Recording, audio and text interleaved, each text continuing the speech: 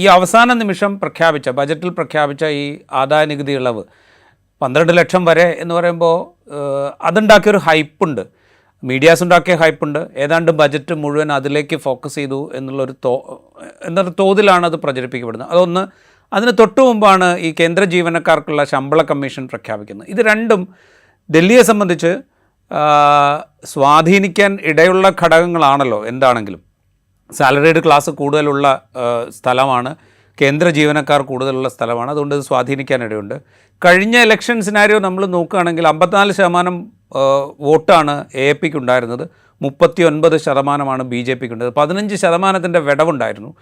ഇത് പക്ഷേ നികത്തിയെടുക്കാൻ ഈ രണ്ട് പ്രഖ്യാപനങ്ങളെ ഉപയോഗിച്ചുകൊണ്ട് അതുണ്ടാക്കുന്ന ഹൈപ്പിലൂടെ BJPക്ക് സാധിക്കുമോ? അതിനെ ഈ ലാസ്റ്റ് മിനിറ്റ് ഉണ്ടാക്കിയ ഒരു ഹൈപ്പ് അതിനെ പ്രതിരോധിക്കുക AAPക്ക് അത്ര എളുപ്പമാണോ? അല്ലേ, വോട്ടിംഗ് ശതമാനം BJPയുടെ വർദ്ധിക്കാനുള്ള ഒരു പ്രധാനപ്പെട്ട ഘടകം ആയിട്ട് ഇത് മാറാൻ സാധ്യതയുണ്ട്. പ്രത്യേകിച്ചും മധ്യവർഗം കൂടുതലുള്ള കോൺസ്റ്റിറ്റ്യുവൻസിൽ, പ്രത്യേകിച്ച് ഇപ്പം അരവിന്ദ് കെജ്രിവാൾ അടക്കം മത്സരിക്കുന്ന കോൺസ്റ്റിറ്റ്യുവൻസി, മനീഷ് സിസോദിയ മത്സരിക്കുന്ന കോൺസ്റ്റിറ്റ്യുവൻസി, ആതിഷി മത്സരിക്കുന്ന മണ്ഡലം, ഇവിടെ എല്ലാം ഒരു മധ്യവർഗത്തിന്റെ ഒരു പ്രധാനപ്പെട്ട സാന്നിധ്യമുള്ള, ബാഹുല്യമല്ല, സാന്നിധ്യം, നിർണായകമായ സാന്നിധ്യമുള്ള മണ്ഡലങ്ങളാണ്. അവിടെ എല്ലാം ഇത് തീർച്ചയായും ബാധിക്കും. പക്ഷേ ഈ BJPയുടെ വോട്ട് ശതമാനം വർദ്ധിക്കാനുള്ള ഏറ്റവും പ്രധാനപ്പെട്ട ഘടകം ഇതായിരിക്കില്ല.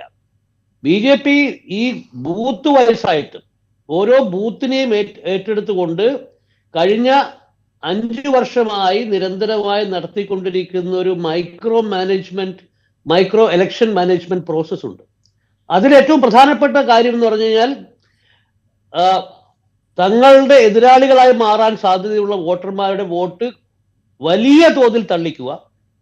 പിന്നെ അതോടൊപ്പം ഇപ്പോൾ രാഹുൽ ഗാന്ധി ഇന്ന് പാർലമെന്റിൽ പറഞ്ഞതുപോലെ മഹാരാഷ്ട്രയിൽ ഉണ്ടായിട്ടുള്ള വോട്ട് വർധന എന്ന് വെച്ചാൽ 5 മാസം കൊണ്ടുണ്ടായിട്ടുള്ള വോട്ട് വർധന അത്ഭുതകരമായ വോട്ട് വർധനയാണ്. അതായത് ഈ 5 വർഷം കൊണ്ട് ഇന്ത്യയിൽ അങ്ങോളം ഇങ്ങോളം ഉണ്ടായിട്ടുള്ള ഒരു വോട്ട് വർധനയുടെ തോതെടുത്ത് പരിശോധിക്കുമ്പോൾ അതിന്റെ എത്രയോ 10 മടങ്ങാണ് മഹാരാഷ്ട്രയിലെ 2024 ലോക്സഭാ തെരഞ്ഞെടുപ്പിനും നിയമസഭാ തെരഞ്ഞെടുപ്പിനും ഇടയിൽ ഉണ്ടായിട്ടുള്ള വോട്ട് വർധന. ഡൽഹിയിൽ അങ്ങനെ ഒരു വലിയ കുതിച്ചുചാട്ടം കാണുന്നില്ലെങ്കിലും ഈ വോട്ട് തള്ളിക്കുക എന്നുള്ള സംഭവം വളരെ വ്യാപകമായി എല്ലാ മണ്ഡലത്തിലും മിക്കവാറും എല്ലാ ബൂത്തുകളിലും നടന്നിട്ടുണ്ട് എന്നുള്ളതാണ് ഘടകം. അപ്പൊ BJPയുടെ വോട്ട് വർദ്ധിക്കുന്നതായിട്ട് യാതൊരു സംശയമില്ല. വർദ്ധിക്കാൻ പോകുന്നത് ഈ പറഞ്ഞിട്ടുള്ള ഈ 2 പ്രഖ്യാപനങ്ങൾ കൊണ്ട് മാത്രമല്ല. ആ 2 പ്രഖ്യാപനങ്ങളും കുറച്ചുകൂടെ ആക്കം കൂട്ടും എന്നത് മാത്രം. അതും പ്രത്യേകിച്ചും മധ്യവർഗങ്ങൾക്ക് വലിയ സ്വാധീനമുള്ള മണ്ഡലങ്ങളിൽ. ഇപ്പൊ സന്തോഷ് അവസാനിപ്പിക്കുമ്പോൾ സന്തോഷ് പറഞ്ഞത് ഈ റൂറൽ ഏരിയാസ്, അതായത് ഡൽഹി എന്ന് പറയുന്ന തലസ്ഥാനം, അതിലെ ഈ ഗ്രാമീണ മണ്ഡലങ്ങളുണ്ട്. ആ മണ്ഡലങ്ങളിൽ ഉള്ള അരവിന്ദ് കെജ്രിവാളിന്റെ സ്വാധീനത്തെ പറ്റി ജോയ് സംസാരിക്കുന്നു. ഇത് കൂടാതെ അരവിന്ദ് കെജ്രിവാളും ആം ആദ്മി പാർട്ടിയും ആദ്യമായിട്ട് നിർണായക സ്വാധീനമുണ്ടാക്കിയ ഷീലാ ദീക്ഷിതിനെ ആദ്യം തോൽപ്പിച്ച തെരഞ്ഞെടുപ്പില് അന്ന് മുതൽ ആം ആദ്മി പാർട്ടിക്ക് അനുകൂലമായിട്ടുള്ള ഒരു ഘടകം ഞാൻ കണ്ടിട്ടുള്ളത്. ഇത് ഈ ഇലക്ഷൻ കഴിഞ്ഞിട്ട് ആദ്യത്തെ ഇലക്ഷൻ തോറ്റതിന് ശേഷം ഷീലാ ദീക്ഷിത് എന്നോട് നേരിട്ട് പറഞ്ഞൊരു കാര്യമാണ്. അവർ പറഞ്ഞാൽ അവരുടെ മുഖ്യമന്ത്രിയുടെ വസതിയുടെ പിറകിൽ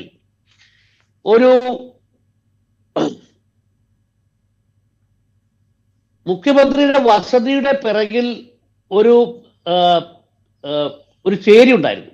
250 കുടുംബങ്ങൾ താമസിക്കുന്ന ഒരു ചേരി ഉണ്ടായിരുന്നു.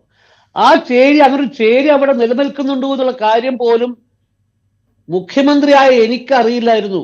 അരവിന്ദ് കെജ്രിവാൾ ഉണ്ടാക്കിയിട്ടുള്ള പുതിയ കോൺസ്റ്റിറ്റ്യുവൻസി, ഒരു സപ്പോർട്ട് ബേസ് ഈ തരത്തിലുള്ള സാധാരണഗതിയിൽ രാഷ്ട്രീയ പാർട്ടികൾ കാണാത്ത, അവര് പ്രവർത്തനം നടത്താത്ത ഒരു പുതിയ സപ്പോർട്ട് ബേസ് ക്രിയേറ്റ് ചെയ്യുന്നതിൽ ആം ആദ്മി പാർട്ടി വിജയിച്ചു എന്ന് ഷീലാ ദീക്ഷിത് തന്നെ എന്നോട് പറഞ്ഞത് ഞാൻ ഇപ്പോഴും ഓർക്കുന്നു. അപ്പൊ ആ ഒരു കോൺസ്റ്റിറ്റ്യുവൻസി, ആ മണ്ഡലം സവിശേഷമായിട്ടുണ്ടാക്കിയിട്ടുള്ള, പ്രത്യേകിച്ചും ഇത് സാധാരണഗതിയിൽ മുഖ്യധാര രാഷ്ട്രീയത്തിന്റെ വഴികളിൽ ശ്രദ്ധിക്കപ്പെടാതെ പോകുന്ന ഇത്തരത്തിലുള്ള ചേരി നിവാസികൾ, ദരിദ്രരായിട്ടുള്ള പാവപ്പെട്ടായിട്ടുള്ള ആൾക്കാർ.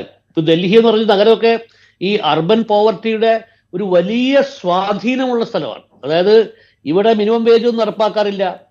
ഇവിടെ 18,000 ശമ്പളം പിന്നെ ഏതെങ്കിലും ഒരു ഫാക്ടറിയിൽ പണിയെടുക്കുന്ന ആൾക്ക് കടലാസിൽ എഴുതി വെച്ചിട്ടുണ്ടെങ്കിൽ മുതലാളിമാർ കൊടുക്കുന്നത് 10,000 രൂപ 12,000 രൂപ മാത്രമാണ്.